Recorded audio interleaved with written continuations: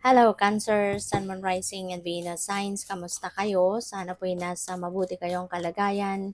Welcome back po sa Star Tarot at kung bago kayo rito, welcome din po kayo. Please subscribe, like, share my videos, and leave me a comment kung naka-resonate po kayo. Thank you.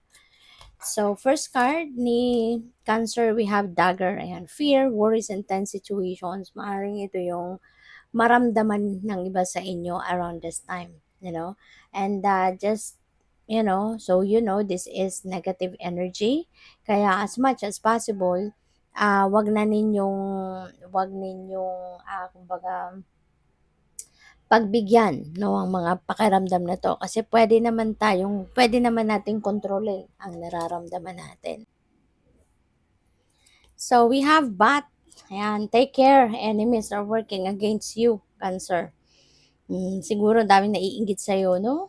Siguro napakaganda ng kalagayan mo sa pag-ibig, siguro masaya ka, sa pamilya, very successful, mga anak mo, maganda ang kalagayan, diba? Or ikaw sa trabaho mo mismo or business, kaya may mga nangaaway sa'yo na kahit wala ka namang ginagawa, diba? Merong ganun no?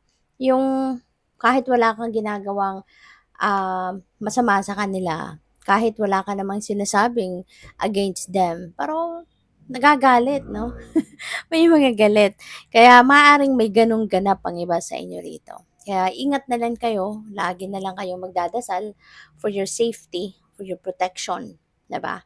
Kasi but anyways, 'di ba, yung mga ganyang klaseng ano naman, pag-iisip, hindi rin naman yung papaboran ng universe, no? And wala din kayong dapat na katakutan din, kasi karma is always at play, 'di ba? Minsan iniisip pa lang nila, nangyayari na sa kanila, 'di ba?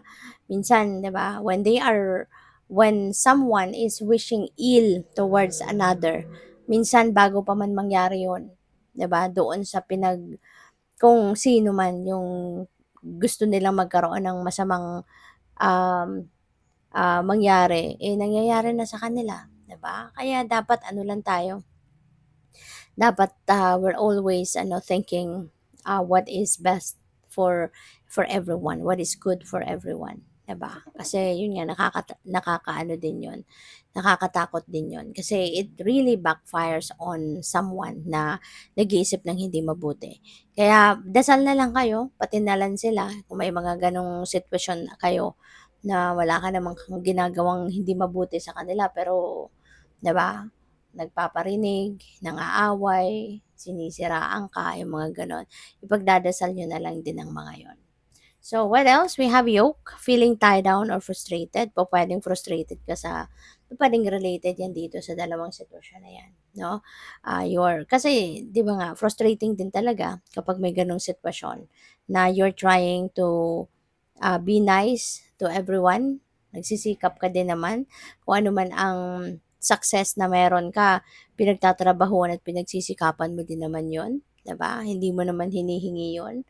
But hindi naman libre yon. Pinagsikapan, pinagtrabahuan, 'di ba? Pinagtiyagaan mo. Kaya it's very frustrating na kung magtagumpay ka, may mga taong hindi masaya para sa iyo, 'di ba? Pwedeng yon ang nakakaano sa inyo, nakaka-feeling frustrated.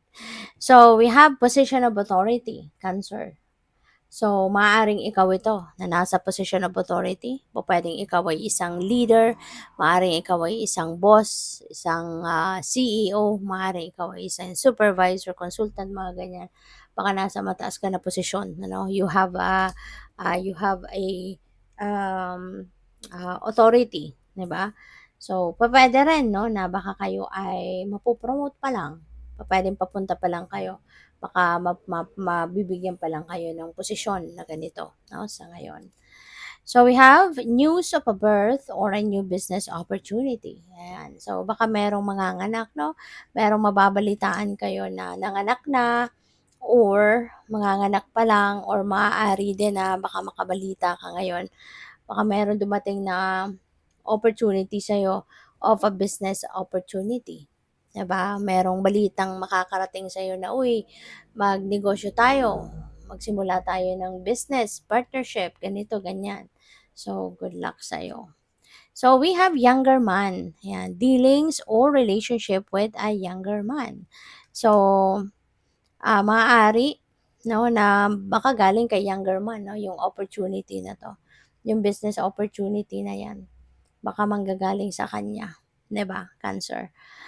Possible din na ang iba sa inyo, baka ano to, baka ang iba sa inyo, magkakaroon ng um, dealings ngayon, hindi lang business opportunity, 'di ba? Pupuwedeng iba rin, pupuwedeng love life, 'di ba?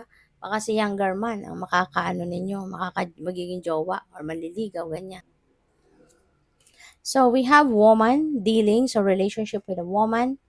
Ayan, so may younger man, may woman, 'di ba? Ang daming starring 'no, sa ano ninyo.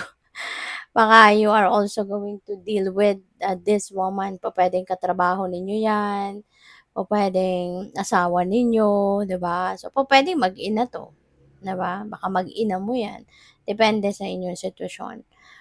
Maaari 'no, na kay-younger man at kay-younger woman kayo mapo-frustrate, 'di ba? Pupuwede rin na, sila yung dahilan kung bakit, ano kayo, nabubwisit kayo or mabubwisit kayo, 'di ba? Puwedeng gano'n. So, what else? We have flute, disappointment in a friend or lover. So, baka yung disappointment na 'to, yun din yung sitwasyon 'no, na ikaka-frustrate ninyo. That could be related to this younger man or woman. So, kung ito ay kaibigan mo, ito ay lover mo, ito yung karelasyon mo, anak mo, so pupuwedeng dito yan umiikot 'no, sa kanila, yung disappointment mo na ito.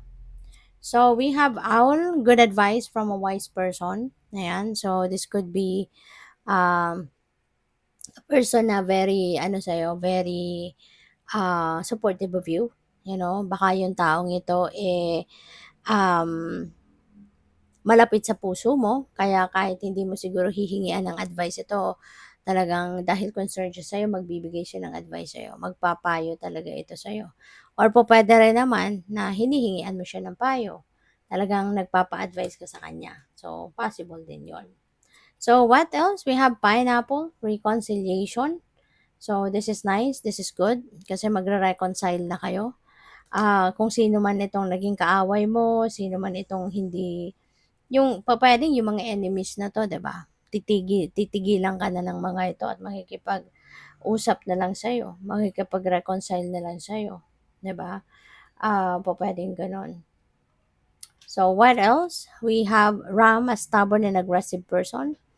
Ayan, so pupuwedeng ito yung dalawa or pupuwede 'no, na kung sino man ito na sutil-sutilan, agresibo, mabilis magalit, o kahit hindi naman inaano. 'Di ba, basta na lang nagagalit sa'yo. So, yeah, maaaring siya din yung makaka-reconcile mo kasi baka nagkaroon kayo ng confrontation or something, 'di ba?